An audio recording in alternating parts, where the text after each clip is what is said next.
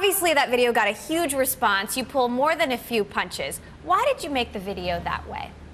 Well, we saw some things going on in the industry that we didn't like, and we had a way of setting ourselves apart as an employer and positioning in the industry. So we were at about 100 people at the time in terms of employees, and we were having some problems getting our name out there and recruiting. Now we're at about 450 people, so I'd say it worked pretty well to get, it's basically derived to get attention. Did you ever get a reaction from Mark Pincus on this? I mean, it wasn't directed towards Mark Pincus, it was just a hypothetical person. I don't know what you're talking about. You've also got EA there, the old dude on the ventilator.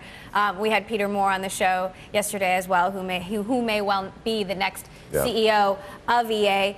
Talk to me about what makes you different. What are you doing right that Zynga is doing wrong? Well, I'd say we're nimble, we're fast, we have the pulse on our market. I myself am definitely an avid gamer. I play all of our games. I play every game I can get my hands on. I feel like that we understand the users better and we can deliver content to them faster than others and be more efficient at it. And so that's what sets us apart. You guys have been profitable for a couple of years now. Zynga's been in the red the last few quarters. What are they doing wrong?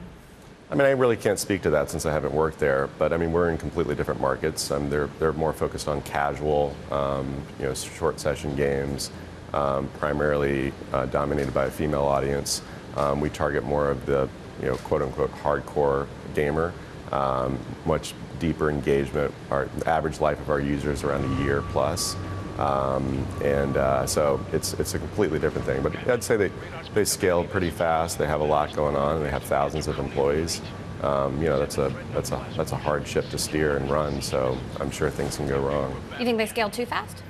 Well, they certainly scaled fast. I guess if scaling is an issue and that's why that they're not profitable, then I'd say yes. So you say your average revenue per daily active user is 20 times higher than Zynga's, that you brought in $100 million in revenue last year. What's it going to look like this year? We're still predicting another 200 to 300% growth this year, possibly more. We've got over 8 games launching this year alone, so we've got a lot going on.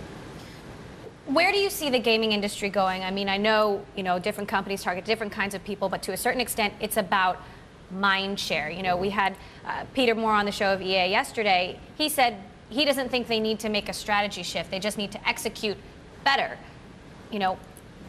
What do you think of that? I think that's a horrible strategy.